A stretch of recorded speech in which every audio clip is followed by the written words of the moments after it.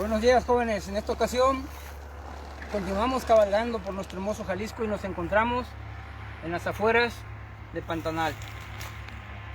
En este devenir de mi caballo y yo por esta zona nos dimos a la tarea de investigar el origen de nuestro hermoso Jalisco, así como también cuándo fue que aparece el caballo por primera vez en esta región. Hablar de Jalisco es de hablar de tradiciones, de culturas en las cuales el hombre se ha transformado completamente desde la aparición estamos hablando que en esta zona del señorío de Jalisco, que anteriormente así se conocía, pues data de 700 años después de Cristo. A partir de esa fecha aparecen las primeras civilizaciones en lo que viene siendo la orilla del Cerro de San Juan. De hecho, todavía en la actualidad se encuentran algunos vestigios de esas civilizaciones en esa zona. Hay algunas terrazas que utilizaban ellos para cultivar en aquel entonces el maíz, el chile, entre algunas otras especies. Y de esa manera se dieron a la tarea de investigar y fechar el año en el que aparece la civilización en lo que viene siendo este valle de Matatipac. En el periodo del 700 hasta antes de la llegada de los españoles, esta zona se conoce como el señorío Jalisco. Esta zona era muy conocida en aquel entonces en la Mesoamérica, porque era de grandes extensiones y tenía mucha influencia en todo lo que era la región.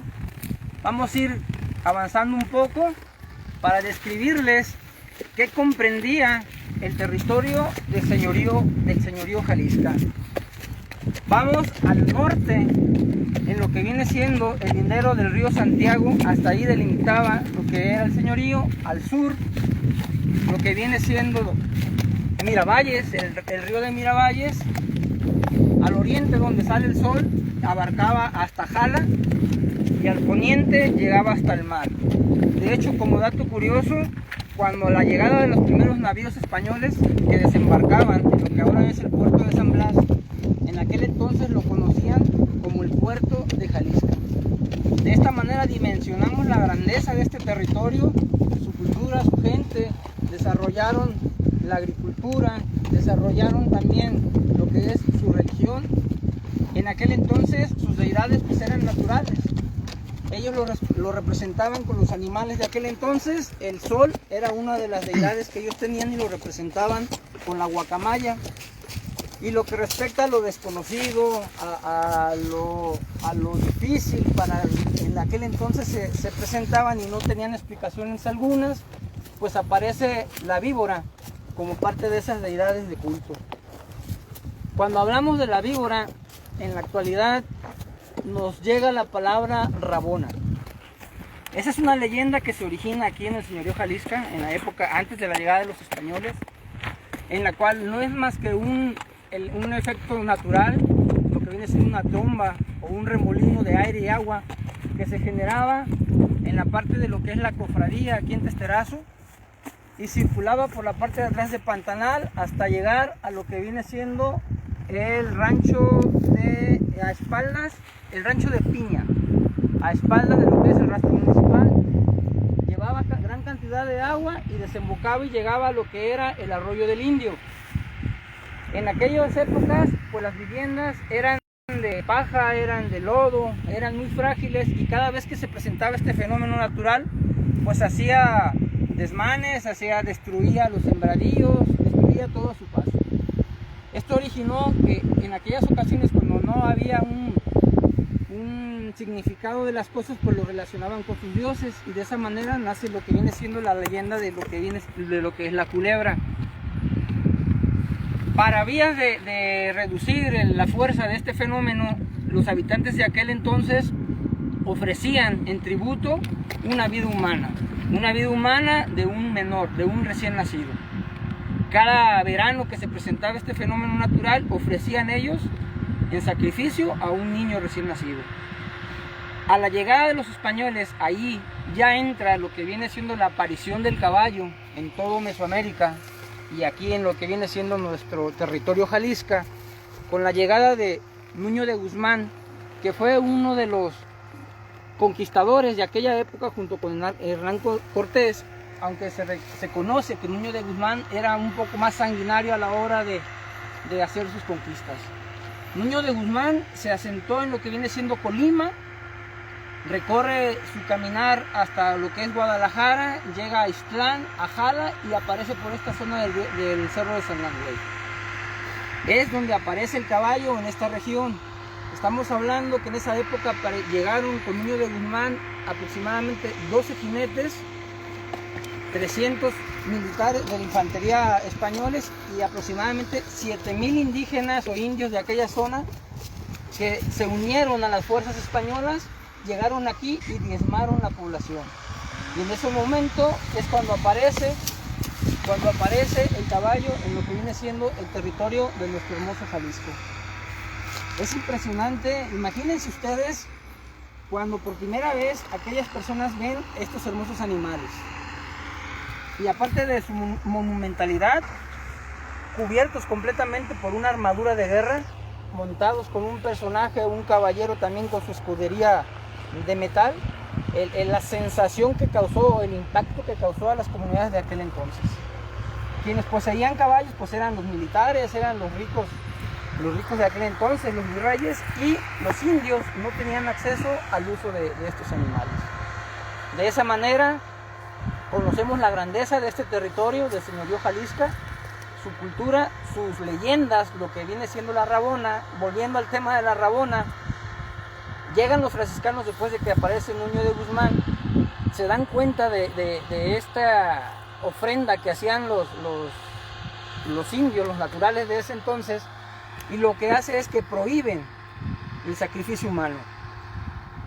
Continúa presentándose este fenómeno natural de esta tromba, haciendo sus destrozos, desbaratando todo a su paso, y el enojo y el temor se acrecentaba de los indios de la zona porque les prohibían hacer esos ofrecimientos. Para amortiguar un poco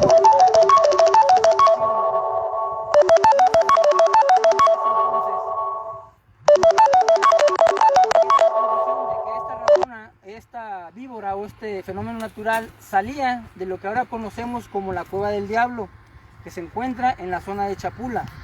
En su momento que hagamos el recorrido para allá, lo visitaremos.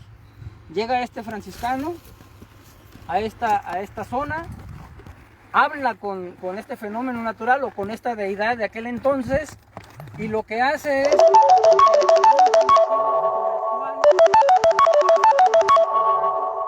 la respuesta que estaba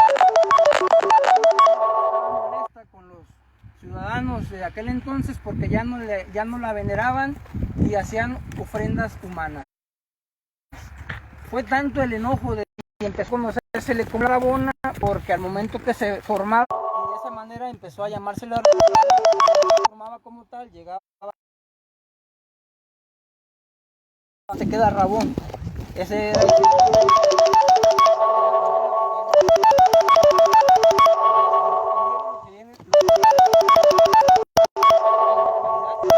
este fenómeno natural. De hecho, el año pasado me tocó hablarla precisamente en esta zona de lo que viene siendo la cofradía acá en Testerazo, y esta empieza a desarrollarse en la parte alta hacia abajo, pero no llega al suelo, vuelve a subir y ahí queda Rabona, y de ahí el nombre de Rabona. De hecho, muchas personas de avanzada edad de aquí de la zona para esas fechas alzan sus pedales.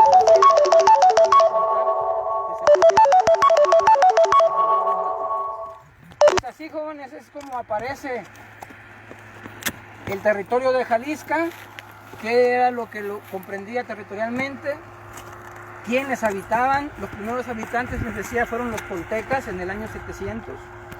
Llegan los españoles, entra el caballo a todo este territorio, y de esa fecha hasta el 1800, después de lo que es la independencia de México, se le permite al indio entrar o utilizar lo que viene siendo el caballo para su servicio, para su traslado.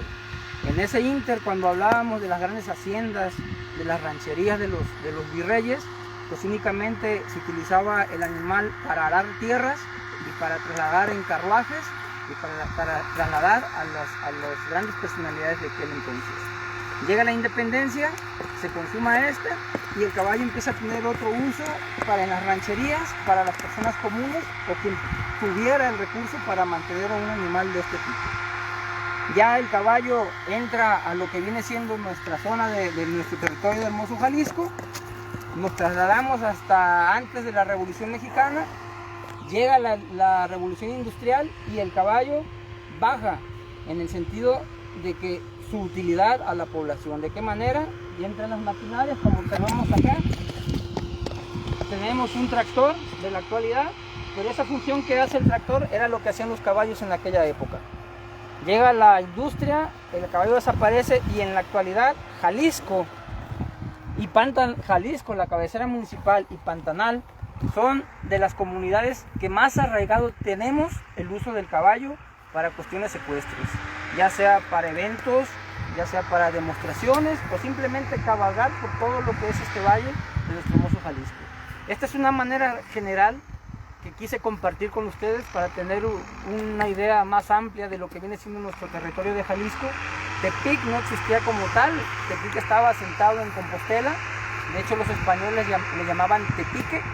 Posteriormente se traslada a la capital, a la actual ciudad de Tepic, pero todo eso pertenecía a nuestro territorio de lo que antes era el territorio de Jalisco, hoy actualmente lo que es el Valle de Macaticán.